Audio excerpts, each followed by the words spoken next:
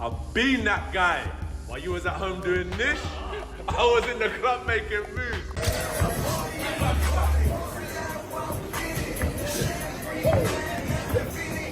Jake Paul, if this is not going to be, curated into a little dance around exhibition, could find himself in a way of getting seriously hurt here, like Francis Ngannou did. Francis Ngannou was an MMA fighter that got blasted out by Anthony Joshua has finally responded after Jake Paul's latest training footage went viral, leaving fans analyzing every slow-motion punch and power combination. Joshua's reaction adds new fuel to the growing hype. As a former unified heavyweight champion, AJ is not easily impressed, but it's clear he's taking notice. With Paul appearing sharper, faster, and more disciplined than ever, Joshua's response reflects both respect for Paul's improvements and confidence that his own experience will carry the day when they meet in the ring. Not get in the way of Fury and Joshua, really, in my view. It's an absolute joke. It shouldn't be sanctioned. I really don't believe it should be sanctioned. I have a sneaking suspicion that it would be a very big fight. But the biggest thing is us rubbernecking to actually see if they do get to the point where they step in the ring together. Because Jake Paul's an area-level fighter, a British area-level fighter, and Anthony Joshua is still a killer and a live heavyweight. That should not be sanctioned anywhere in the world, in my view. It's dangerous, mate. Very dangerous. It brings the sport into disrepute. The people that are talking about organising that, they should have a real hard look at themselves. But even Eddie Hearn's kind of teasing he doesn't like it, but you can see the glitz of dollars. There's no price. There is no price. There shouldn't be. There's absolutely no price on the planet in order to make that. Back when Jake Paul was still developing as a boxer, Joshua offered what many considered a surprisingly gracious endorsement. In a 2025 interview, when asked about Paul, Joshua commented that he was good for boxing. That early remark showed a willingness to acknowledge Paul's role in raising public interest in the sport, even if few believed in his long-term prospects. Fast forward to today, and the fight is no longer hypothetical. The stakes have never been higher.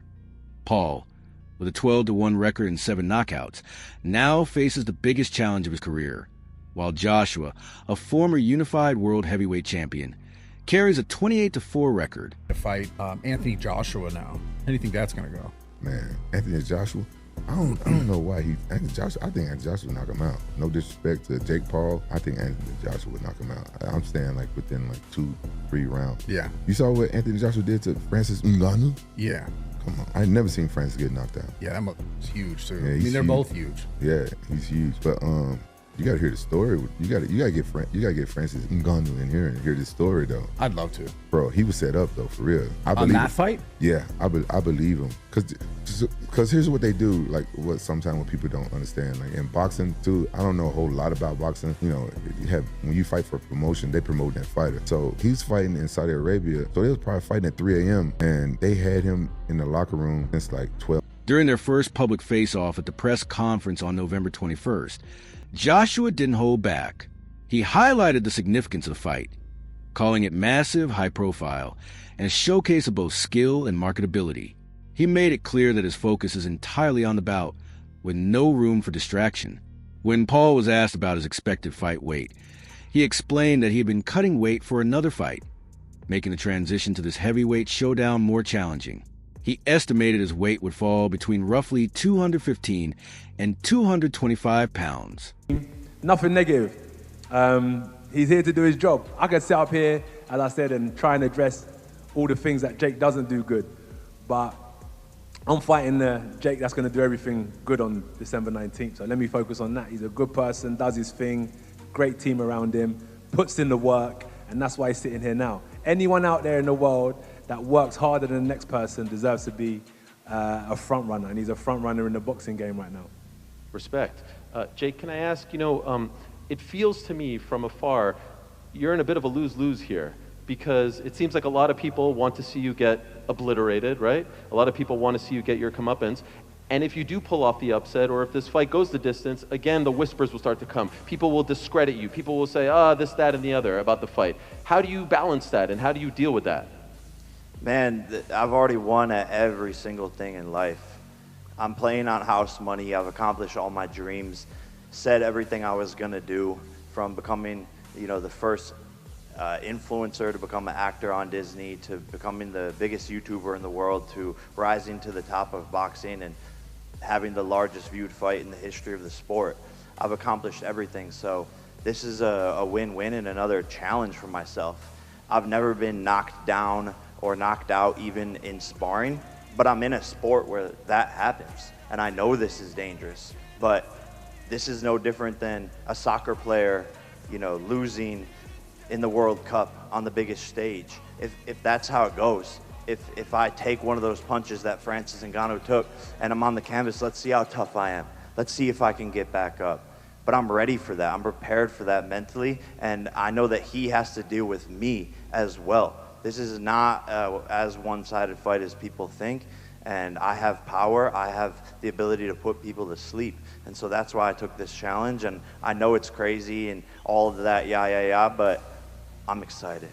I'm genuinely excited. My team's excited, and everyone believes in me, and that's all that matters. How much do you expect to weigh on fight night? Man, I was cutting down for Gervonta, so it's been a little tough getting back up in some strength for this, but anywhere 215 to 225, we'll see. Okay, and I want to clear something up with you, AJ. I saw in the press release that it said that on weigh-in day, you can't weigh above 245, but post weigh-ins, you can weigh whatever you want. There's no rehydration clause or anything like that. Is that accurate? Whatever it says, yeah, I think that's the case. But my focus, 111 kilograms is what I got to weigh in at, right? I do kilograms, not Yeah, pounds. I don't know. You stumped me on that one. What is 111? Should I look it up? Jake Paul insists this fight is his chance to silence critics who claim he only faces smaller or washed-up opponents by taking on Anthony Joshua, a true heavyweight and former world champion. Paul says he is proving he can compete at the highest level. When I beat Joshua, every doubt disappears, Paul states. The bout will be a fully sanctioned professional heavyweight fight under Marquis of Queensberry rules, contested over 8 3-minute rounds, with both fighters wearing 10-ounce gloves. Joshua must weigh no more than 245 pounds, ensuring a competitive match. A loss will be recorded professionally, making this fight the real deal. They said fight someone your size. They said fight a world champion. We looked at a long list of supposed fighters for me to fight. The world. Make no mistake, this is the biggest fight of my career. I'm walking into the lion's den. I'm doing something that no one else has ever done before. I, Jake Joseph Paul, will knock out, defeat, and embarrass Anthony Joshua Friday, December 19th, live on Netflix. My voice cracked, I'm still going through puberty. The biggest fight of 2025, USA versus UK. He's got the belts, the size, the history, but I have the balls. Be careful what you wish for. Jake versus Joshua, Judgment Day. He has a 90% knockout ratio, but Legendary trainer Teddy Atlas offers a cautiously intrigued perspective on the matchup. He warns that the fight may be a significant leap for Paul given the difference in class and experience, but he doesn't dismiss the bout outright. Atlas points to Joshua's recent knockout loss and long layoff, suggesting potential vulnerabilities. While acknowledging Joshua as a more skilled and powerful puncher, Atlas says the matchup is worth pursuing to see what version of AJ will show up. That this might be a step too far. Now, when I say it, I'm also, I try to be responsible. I've been in this game 50 years, so I know where not to step, where you could twist an ankle, or worse, you could break a leg or fall down. When I say that with the understanding, too, that Joshua's coming off being knocked out. Joshua hasn't fought for a year, right? But it's about a year. And there's some ghost in his attic. There are. I mean, I don't know. I don't know if he's gotten rid of some of them, but I know that in the position of a fighter coming where he's coming from, there are ghosts in your attic. I don't know if those ghosts are still taking up space. I don't know if maybe there could be no better exorcism for those ghosts than fighting a Jake Paul. That might be just the exorcism you need to clear out the attic. I don't know. That's the problem. We don't know. That's the mystery part of this. That's what makes it so, it makes it two things at once. Intriguing and... Ryan Garcia highlights the potential career-changing consequences for Jake Paul if he loses. He stresses that Joshua's power cannot be underestimated, and a defeat could affect Paul physically, reputationally, and professionally. Garcia notes that Joshua's punching skill and ring experience make this fight a serious challenge, emphasizing the importance of training, preparation, and awareness for Paul. He also points out a key concern. Joshua has only fought twice in the past 2 years, following a split decision loss to Alexander Usyk in 2022, which makes his form somewhat unpredictable.